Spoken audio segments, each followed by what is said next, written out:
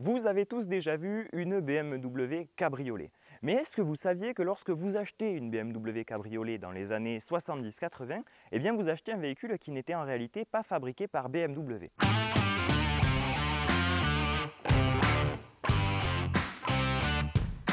Et oui, lorsqu'on achetait une BMW dans les années 80, on achetait un véhicule qui avait été en réalité modifié par le carrossier bord sur la base d'une BMW traditionnelle. Mais ce n'est pas la seule marque à avoir eu recours au service d'un carrossier pour adapter des véhicules de grande série. Si je vous parle de Volkswagen, vous penserez peut-être à la Golf 1 et 2 qui avait été adaptée par le carrossier Karmann. Pour comprendre pourquoi BMW faisait appel à un carrossier pour transformer des véhicules de série en cabriolet, il faut remonter un petit peu dans le temps.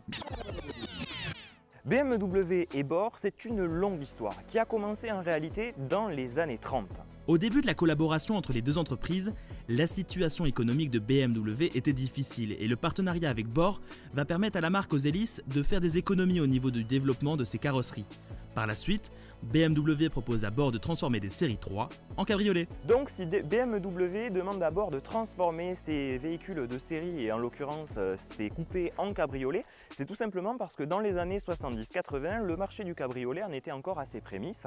Les Anglais dominaient clairement ce marché et c'était pas forcément intéressant pour BMW de mettre beaucoup d'argent sur la table pour développer ses propres cabriolets. Économiquement, c'était plus intéressant de sous-traiter la transformation d'un véhicule de série en cabriolet plutôt que de le développer soi-même à son usine. Et d'ailleurs, figurez-vous qu'elles étaient modifiées à Stuttgart, le fief de Mercedes, et non à Munich chez BMW. Alors cette étroite collaboration entre BMW et Bor, elle va prendre un sacré tournant en 1986 lorsque BMW va décider de rapatrier la production de ses cabriolets et de se pencher sérieusement sur le développement d'un vrai cabriolet et pas d'une simple adaptation d'un véhicule de série. Pourquoi? Eh bien tout simplement parce que dans les années 80, le marché des cabriolets connaît une véritable explosion, toutes les marques en font et il est vraiment temps pour BMW de proposer quelque chose qui ressemble vraiment à un cabriolet. Vous vous demandez peut-être ce qu'il advient de Bor à compter de cette date. Eh bien l'entreprise allemande continue de transformer des séries 3 pour les habitués, mais il est clair que depuis 1986, les ventes sont à la baisse. Et surtout, BMW ne va pas oublier son fidèle partenaire depuis pratiquement 50 ans, puisqu'ils vont confier à ce carrossier l'élaboration d'un châssis un petit peu particulier, ce qui donnera plus tard la BMW Z1. Bor a effectivement continué de transformer des cabriolets malgré la fin du partenariat avec BMW. La preuve, cette voiture date de 1990. Autrement dit, c'est très probablement un habitué qui a acheté une BMW série 3 normale et qu'il est allé faire transformer chez Bor. Pour vous présenter ce véhicule, j'ai fait le choix de venir aujourd'hui à Onnet-l'Église, qui est sur la commune de Sébazac et juste à côté du chef-lieu du département de l'Aveyron. La présence humaine sur la commune de Sébazac-Concourès est attestée depuis 100 000 ans avec le site exceptionnel du Rescount du Doubs, à Onnet-l'Église. Les archéologues ont retrouvé des traces de vie de plusieurs périodes, comme de nombreux outils néandertaliens, une douzaine de dolmens, un reste de village gaulois, une nécropole du Moyen-Âge et pléthore d'autres témoins du passé.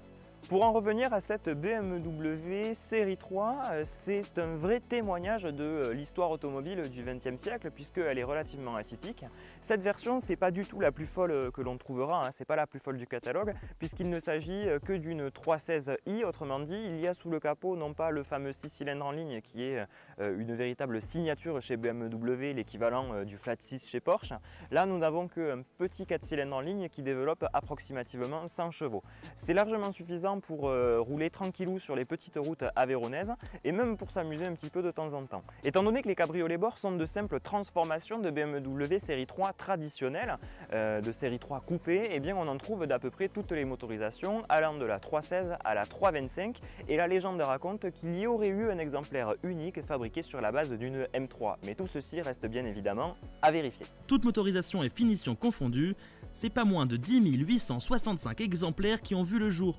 Plutôt pas mal pour un cabriolet aussi atypique. De profil, cette BMW E30 TC2 a vraiment une ligne plutôt réussie en 2 portes. Par contre, j'apprécie beaucoup moins les versions 4 portes qui ont pu être fabriquées par Bor, où là il y a un vrai souci esthétique. On a un cabriolet 4 portes, c'est absolument pas logique et la ligne pose un vrai problème. Donc je comprends que BMW dans les années 80 ait fini par prendre la décision de rapatrier la production dans leur usine et de se pencher véritablement sur le développement d'un vrai cabriolet qui aurait une vraie ligne de cabriolet pour le coup. Une fois installé au volant de cette BMW, lorsque elle est en version capotée, j'ai l'impression d'être dans une BMW coupée, tout ce qu'il y a de plus normal. Alors autant vous dire que j'ai rapidement décapoté l'engin pour pouvoir profiter de tout son potentiel. Mais lorsqu'on est à l'intérieur de cette voiture, on a vraiment l'impression d'être dans une BMW normale et l'intérieur est d'ailleurs strictement similaire à celui d'un coupé de l'époque. Et il y a même le petit détail que moi j'adore, c'est la petite jauge juste en dessous du compte-tours qui nous permet de vérifier la consommation instantanée. Alors on peut se poser la question, pourquoi est-ce que cette BMW a rencontré un vrai succès? Parce qu'après tout c'est tellement atypique qu'en général les véhicules comme ça marche pas. Et bien en fait il faut comprendre que dans les années 70 et 80, des cabriolets il n'y en avait pas énormément et il y avait quand même une petite demande. Donc les gens appréciaient cette voiture parce qu'en plus d'être atypique, elle était pratique.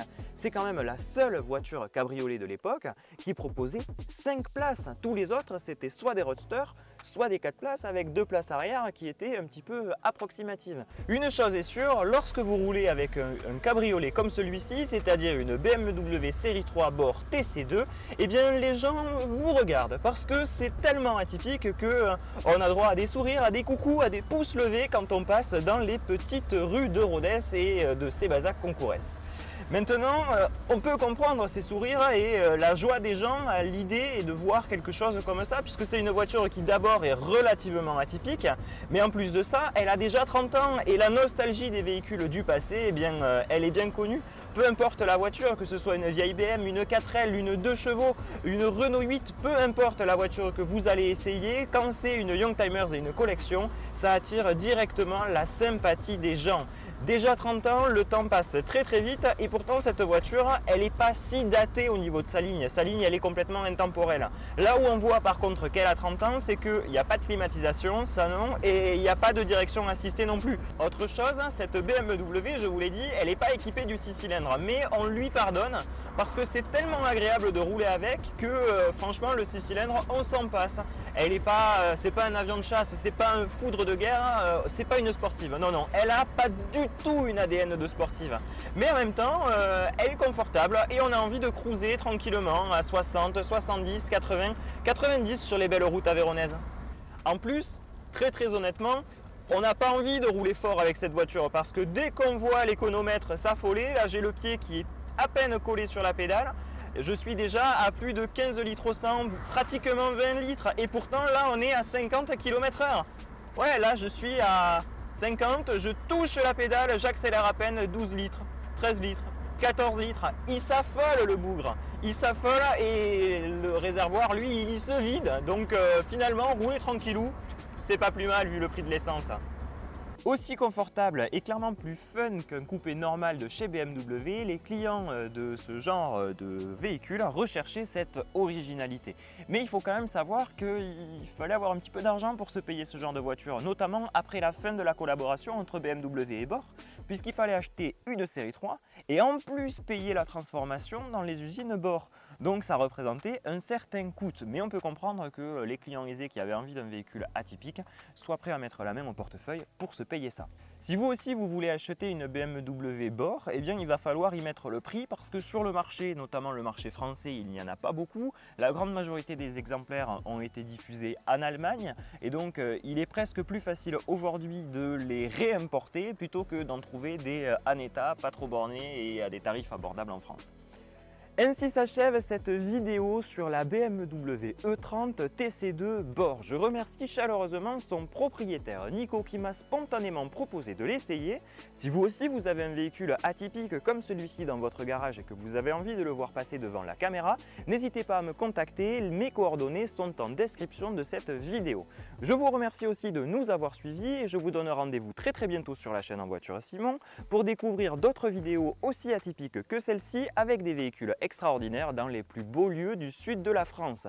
N'hésitez pas à nous suivre sur Instagram si jamais vous voulez suivre les actualités quotidiennes de En Voiture Simon. Et sinon, je vous donne rendez-vous très bientôt. Bye bye.